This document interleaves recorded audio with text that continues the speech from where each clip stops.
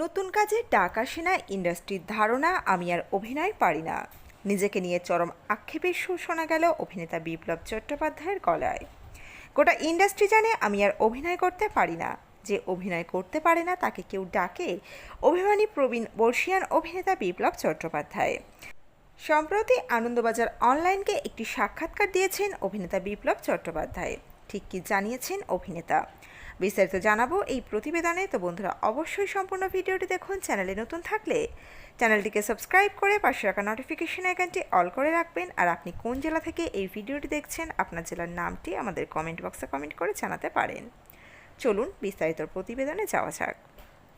তিনি একসময় দাপুটে খলনায়ক, তবে বর্তমানে আর সেভাবে পর্দায় দেখা মেলে না তার। আমরা বলছি অভিনেতা বিপ্লব চট্টোপাধ্যায়ের কথা। ইন্ডাস্ট্রির সঙ্গে তার সমীকরণ ঠিক কেমন জানতে অভিনেতার সঙ্গে যোগাযোগ করেছিল আনন্দবাজার অনলাইন। কুশল বিনিময়ের মাধ্যমে কথা শুরু। কেমন আছেন ফোনের ও প্রান্তের কণ্ঠে কি জড়ার ছাপ। একটু থেমে জবাব দিলেন, একটুও ভালো নেই, সারা শরীরে ব্যথা, বয়স হলে যা হয়। এখনও পর্যন্ত বিপ্লবের শেষ কাজ সৃজিত মুখোপাধ্যায়ের সিরিজ দুর্গ রহস্য। বড় পর্দায় তার শেষ কাজ পাভেল পরিচালিত অসুর। ছবিতে বিপ্লববাবু দেখা মিলেছিল নুসরত জাহানের বাবার চরিত্রে। দর্শক এবং সমালোচকদের মতে অন্য ধরনের চরিত্রেও যে তিনি সাবলীল তা প্রমাণ করেছেন বর্ষিয়ান অভিনেতা। কথা ফুরানোর আগেই তার কণ্ঠে যেন অভিমানের ছোঁয়া। বললেন, আপনি, আমি বা দর্শক বলার কে? ইন্ডাস্ট্রির সকলে যখন বলে দিয়েছেন আমি অভিনয় পারি না, তখন পারি না, এর বাইরে কোনো কথা নেই। প্রসঙ্গত উল্লেখ্য, দিন দুয়েক আগে ৭৭টি বসন্ত ছুঁয়ে ফেললেন বিপ্লব চট্টোপাধ্যায়। এ বছরের জন্মদিনে তেমন বিশেষ আয়োজন ছিল না। স্ত্রী প্রতিদিন যা রাঁধেন তেমনই রেঁধেছেন। বিশেষ আয়োজন বলতে ছিল ইলিশ মাছ। বিপ্লববাবুর কথায় বাজারে গিয়েছিলাম, দেখলাম বড় সাইজের ইলিশ এসেছে, একটা কিনে আনলাম। ইন্ডাস্ট্রি থেকে ফোন এসেছে, এবার অল্প হাসি।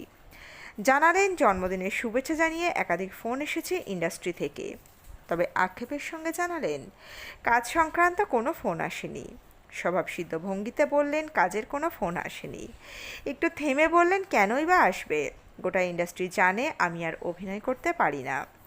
যে অভিনয় করতে পারে না তাকে কেউ ডাকে ওটিটিতে কাজ করতে চাইবেন?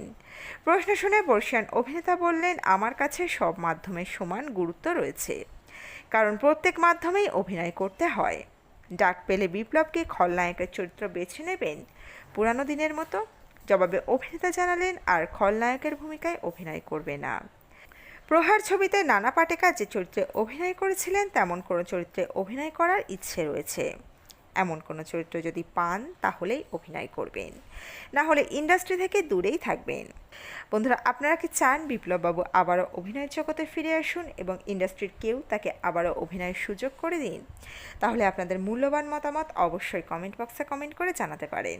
আজকের পর্ব এখানেই সমাপ্ত করছি। দেখা হচ্ছে নতুন কোনো পর্বে। অজানা গল্প চ্যানেলের সঙ্গে থাকার জন্য সকল দর্শক বন্ধুকে অসংখ্য ধন্যবাদ। দেখতে থাকুন, চোখ রাখুন অজানা গল্প চ্যানেলে।